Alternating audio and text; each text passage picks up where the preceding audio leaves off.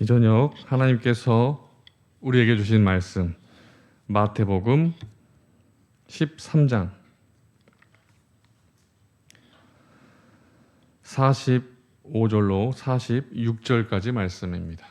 마태복음 13장 45절로 46절까지 말씀 우리 다 함께 한 목소리로 봉독하도록 하겠습니다.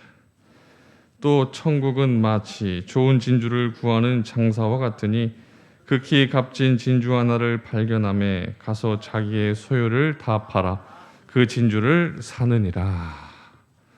아멘. 이는 거룩하신 우리 하나님의 말씀입니다.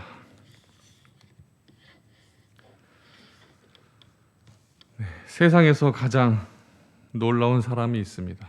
바로 우리 예수님이십니다. 수많은 사람들이 예수님의 새로운 가르침에 환호했습니다. 지금까지 살아왔던 그 모든 가치관들, 익숙했던 것을 다 뒤집어 놓쳤기 때문입니다. 그 당시 사람들은 종교 지도자들과는 다른 그런 예수님의 가르침에 매료가 되었고 귀신을 쫓아내시고 병자를 고치시는 그 예수님이 얼마나 놀랍게 다가왔겠습니까? 그러나 예수님께 환호만 있었던 것은 아니었습니다. 수많은 일반 사람들이 환호했던 반면에 예수님과 비교당했던 사람들, 즉 바리새인들 그리고 서기관들, 예수님을 공격하였습니다. 예수님이 선포하셨던 하나님 나라 이야기는 그들이 알고 있는 것과는 전혀 달랐기 때문입니다. 그 이야기는 단지 다르다라는 말로 표현할 수 없을 정도로 정말 파격적이었습니다. 그래서 바리새인들과 서기관들은 자신들이 지금까지 세워놓은 이 질서를 무너뜨리려는 계략을 품고 있는 선동가라고 예수님을 그렇게 모함했던 것입니다. 그런데 예수님을 환호하는 사람 그리고 공격하는 사람 그 모두에게도 예수님은 어떠한 사람이었습니까? 진정으로 놀라운 사람이었습니다. 우리 예수님께서는 익숙한 것을 새로운 방식으로 뒤집으셨습니다. 이 놀라운 뒤통수의 정점에 있는 것이 바로 예수님이 말씀하신 하나님 나라의 비유입니다. 이 예수님께서 이 땅에 오셔서 하신 말씀을 우리가 요약하라고 한다면 마가복음 1장 15절 말씀이 될 것입니다. 세 번역입니다. 때가 찼다. 하나님의 나라가 가까이 왔다.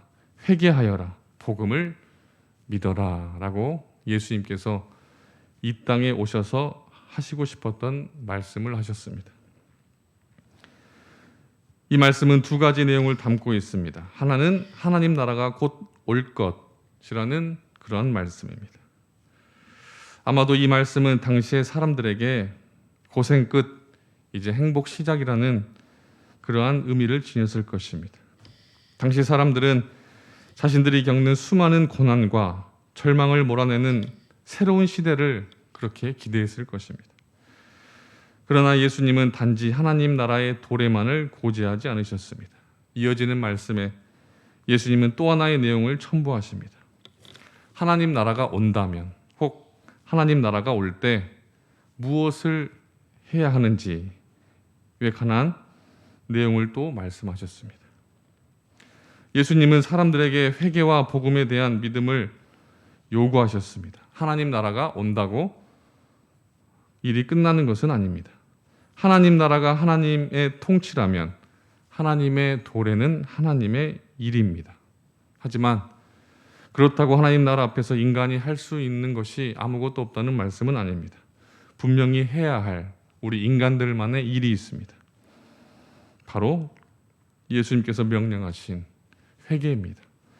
예수님께서는 회개하라는 말로 우리가 무엇을 해야 하는지를 가르쳐 주셨습니다. 회개가 무엇인가요? 우리가 잘 알고 있듯이 바로 돌이킴입니다. 이는 단순히 눈물과 콧물을 흘리며 잘못을 비는 행위가 아닙니다. 회개는 지금까지와는 전혀 다른 길을 가겠다는 방향 전환이기 때문입니다. 이 방향 전환을 위해서 지금까지 자신이 무엇을 위해서 어떻게 살아왔는지를 먼저 돌아봐야만 합니다. 지금 나는 어떤 사람인가? 나는 무슨 생각으로 지금 이 자리에 앉아 있는가? 어디 있었는지를 알아야 어디로 방향을 바꿀 것인지를 알 수 있다는 말씀입니다. 그렇다면 이 회개를 하기 위한 첫 걸음이 있는데 그것은 바로 판단 중지입니다. 여태껏 정말 당연하게 생각해온 그 사고의 연결고리를 일단 멈추고 정말 그게 옳은 걸까? 라는 의문을 던지는 것입니다. 지금까지의 삶의 의문을 던지는 것입니다. 내가 이렇게 말하고 이러한 생각을 가지고 살아온 것이 정말 잘 살고 있는 것인가? 내가 정말 그리스도인의 모습으로 살고 있는 게 맞는 것인가? 라고 잠깐 멈춰서 생각하는 것이 판단 중지라는 말씀입니다.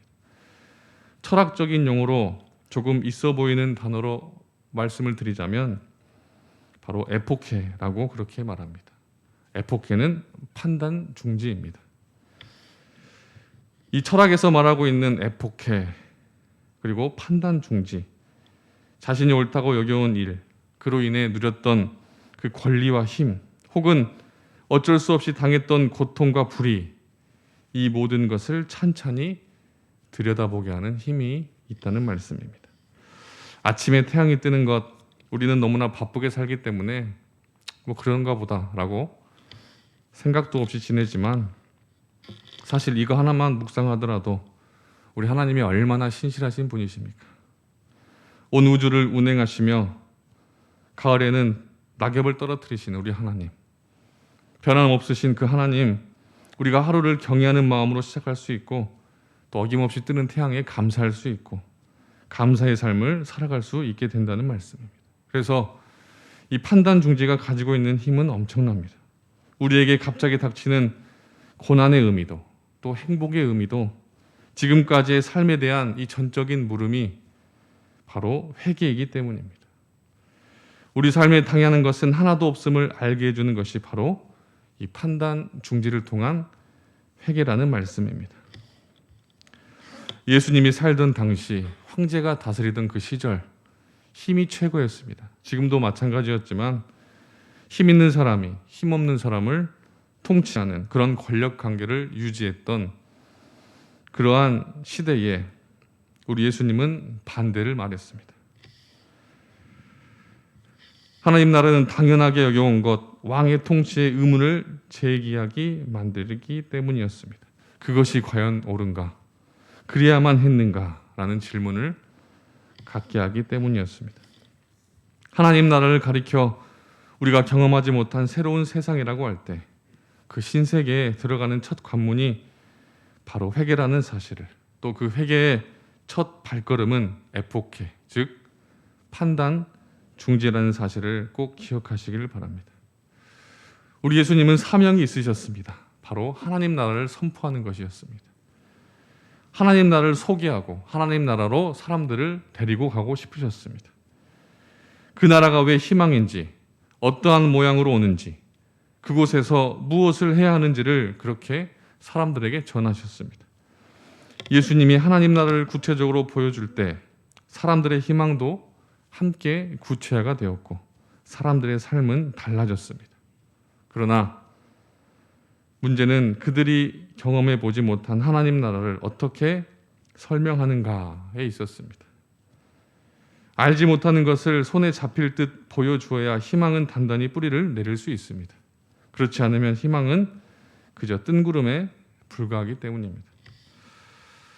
사람들이 오매불망 기다리던 하나님 나라, 우리 예수님은 과연 어떻게 설명을 해야 할까 고민하시던 중에 선택한 도구가 있습니다.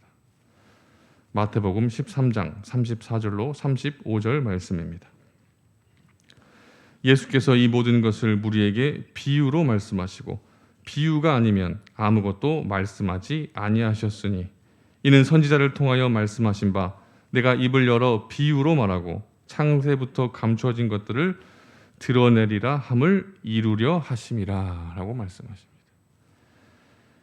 우리 하나님께서, 우리 예수님께서 하나님 나라를 설명하시기 위해서 선택하신 도구, 바로 비유라는 말씀입니다. 비유란 은유를 하나의 이야기로 확대하는 것입니다. 은유적 이야기입니다. 즉 비유는 제대로 알려지지 않은 혹 좀 더 명확한 설명이 필요한 A를 매우 일상적이고 낯익은 B에 빗대어서 그렇게 이야기를 하는 방식입니다. 예수님은 이스라엘이 경험하지 못한 그 하나님 나라를 그들에게 보여주시기 위해서 무엇인가에 빗대어 설명을 해야만 했습니다. 그러나 보지 못하는 것을 알지 못하는 것에 빗대어 설명할 수는 없습니다. 그렇기에 그들이 가장 친숙했던 일상의 사건들을 통해서, 일상의 일들을 통해서 하나님 나라를 그들에게 전파하셨다는 말씀입니다.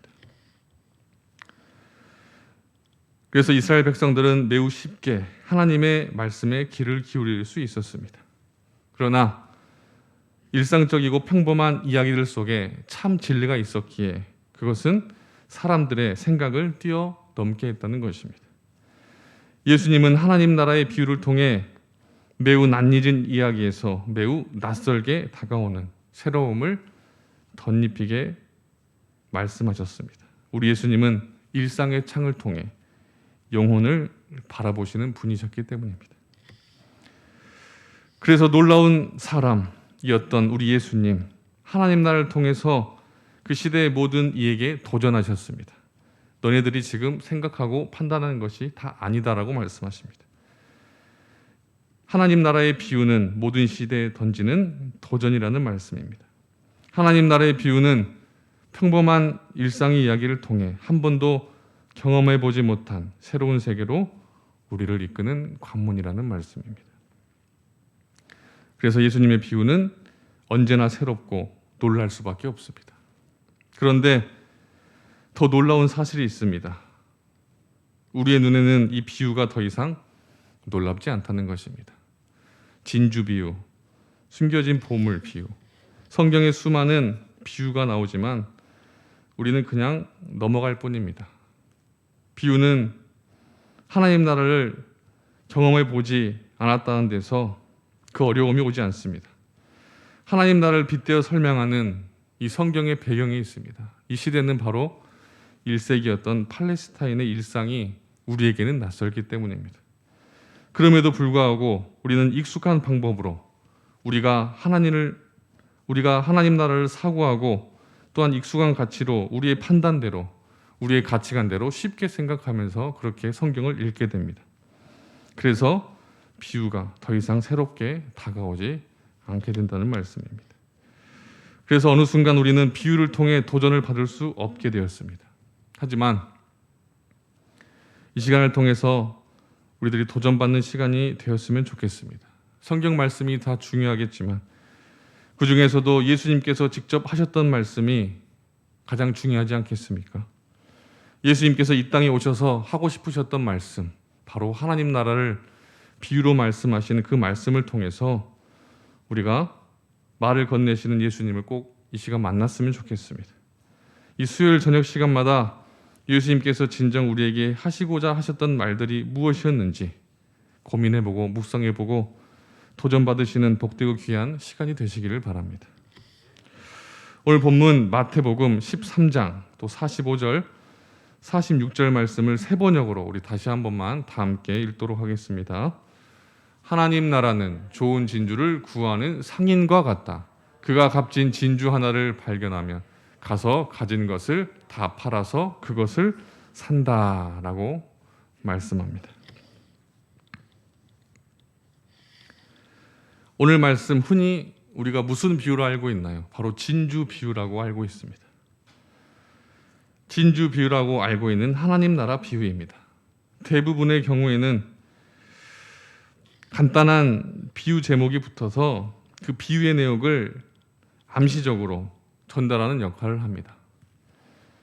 그런데 오히려 이 제목들이 이 언어를 통해서 비유를 오해하게 만들기도 합니다.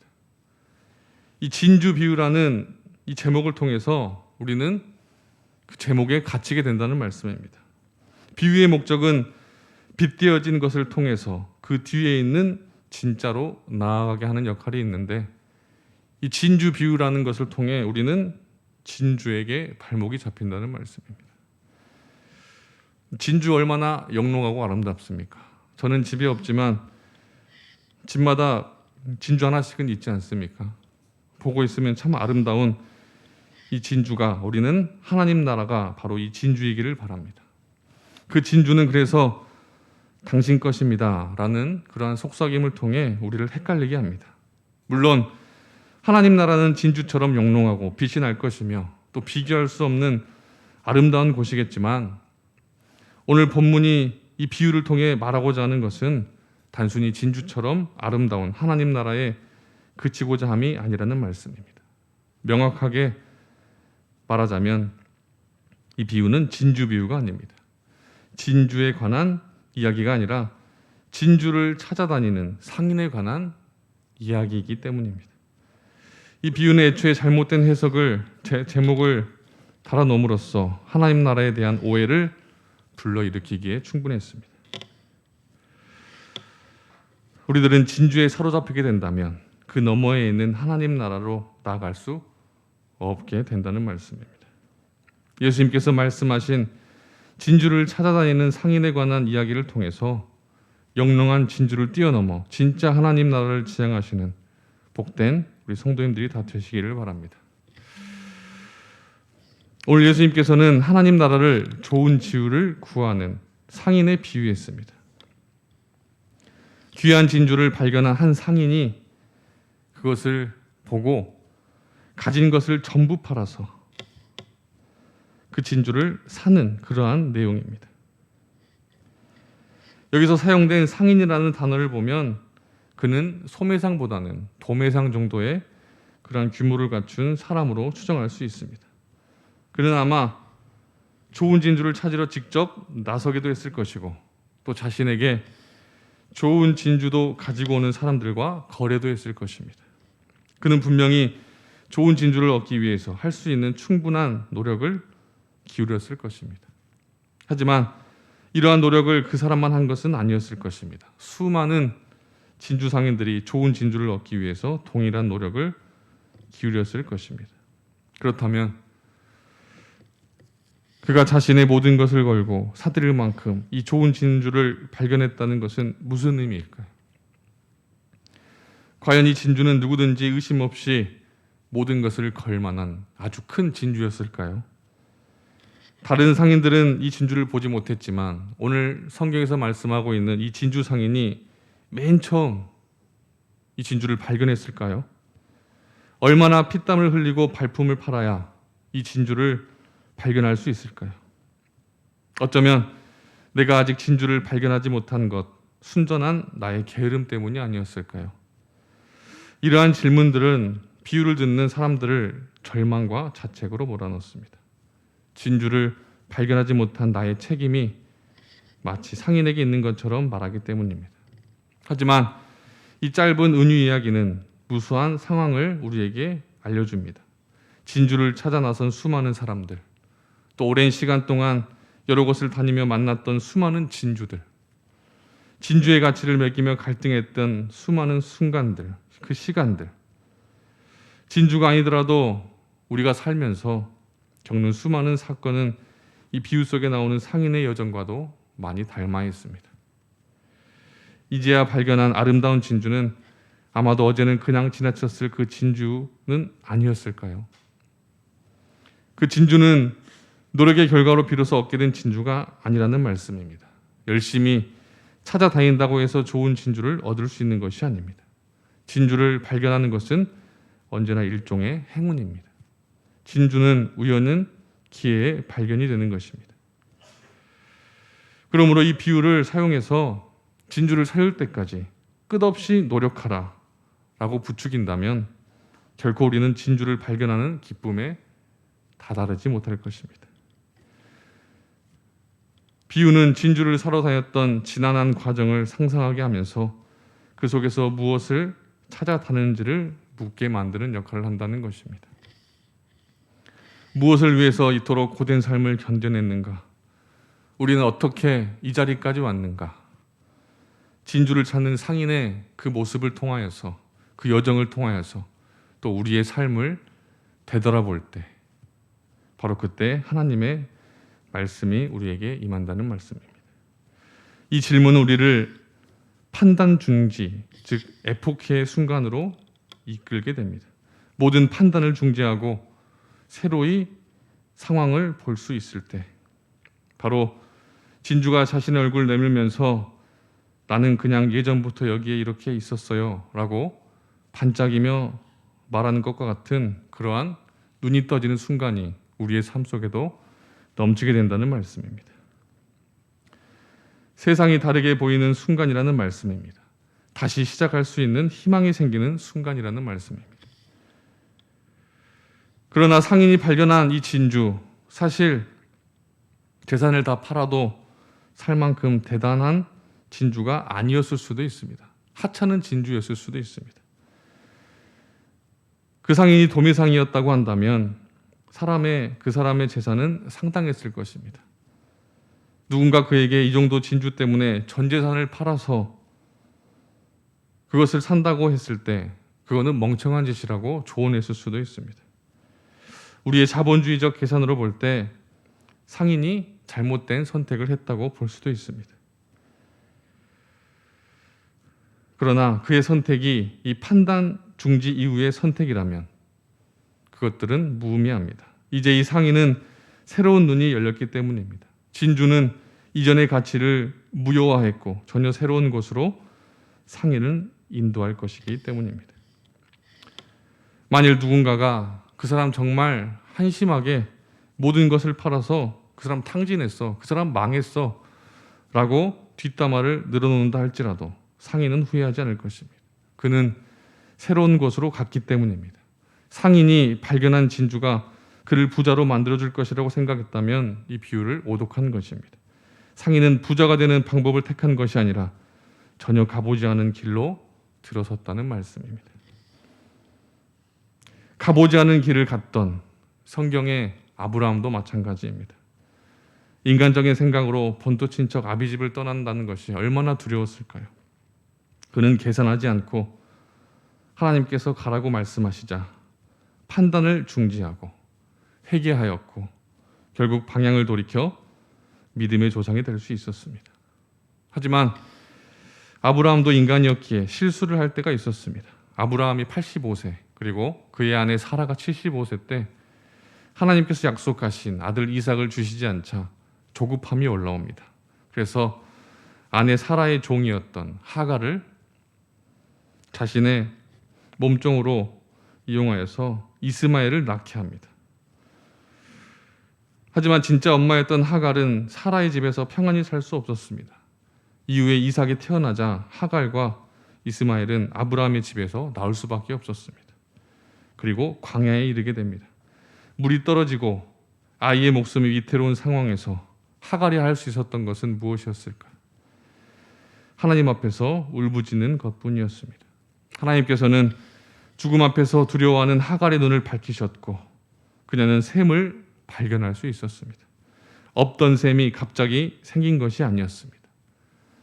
있었지만 보지 못했던 샘, 바로 이 샘 옆에서 갈증으로 죽어가던 불쌍한 아들, 이 처참한 상황에서 하갈의 눈이 밝혀진 것입니다. 하갈은 밝아진 눈으로 자신 앞에 열려있는 삶의 길을 살게 되었습니다. 집을 나와서 들어선 광야는 죽음의 길이었습니다. 그러나 이제 광야는 그들에게 생명의 길이 되었습니다. 그 길에 이스마엘과 함께 하신 하나님이 있었습니다. 눈이 열리니 죽음이 생명으로 바뀌었고 통곡은 멈추게 되었다는 말씀입니다. 하나님 나라는 이와 같습니다. 왕의 통치에서 보지 못한 것들, 지나쳐버린 것들, 가치 없다고 여겼던 것들, 혹은 대단하다고 여겼던 것들, 이 모든 것에 각각의 빛을 던지며 새롭게 볼 수 있는 눈이 바로 하나님 나라에서 열리게 되기 때문입니다. 이 열린 눈으로 하나님의 통치를 받는다면 이전의 모든 것은 빛을 잃고 새로운 의미를 얻게 될 것입니다. 마치 죽을 것 같은 상황도 자신을 죽일 수 없다는 것을 알게 된다는 말씀입니다. 열린 눈으로 진주를 발견했던 상인도 그랬을 것입니다. 그는 더 이상 진주를 찾아 떠돌아다니지 않을 것입니다. 그는 하나님과 함께 새로운 삶을 찾았기 때문입니다. 그가 발견한 것은 진주가 아니었습니다. 바로 생명이었습니다. 진주가 가져오는 풍요로움이 아니라 하나님께서 주시는 생명 안에서 그의 삶이 펼쳐졌을 것입니다. 모든 것을 판 그가 얼마나 즐거운 삶을 살게 되었을지 나중에 하나님 나라에 가게 된다면 꼭 묻고 싶습니다. 오늘 집에 돌아가시면서 좋은 값진 진주 하나씩 찾아가시기를 바랍니다. 우리의 판단을 잠시 중지하고 진정한 회개를 통하여서 삶의 방향을 돌이켜 우리의 눈이 밝아지게 된다면 이미 우리에게 임한 하나님의 나라가 보일 줄로 믿습니다. 하나님이 통치하시는 이 나라에는 우리의 암울한 모든 상황도 빛을 잃고 새로운 의미를 얻게 될 줄로 믿습니다. 다 함께 기도하도록 하겠습니다. 사랑과 은혜가 풍성하신 하나님 아버지 감사합니다. 이 저녁 진주를 구하는 상인의 말씀을 통하여서 하나님 나라에 대해 말씀해 주시니 감사를 드립니다. 세상에서 가장 놀라운 예수님을 더 이상 놀라지 않는 저희들을 용서하여 주시고 비유를 통해 말씀하시는 하나님 나라에 귀를 기울이는 저희들이 되게 하여 주옵소서. 날마다 진정한 회개를 통하여 삶의 방향을 돌이키게 하시고 내가 생각하며 살아왔던 모든 것을 내려놓고 판단을 중지하고 하나님께서 하시는 말씀대로 살아갈 줄 아는 능력의 그리스도인들이 다 되게 하여 주옵소서. 생명을 멸시하는 이 시대에 참 생명 되신 예수님과 함께 금은 보화보다 땅에서 피어난 작은 새싹에 관심을 기울이는 저희들이 다 되게 하여 주옵소서. 예수님의 이름으로 기도하옵나이다. 아멘.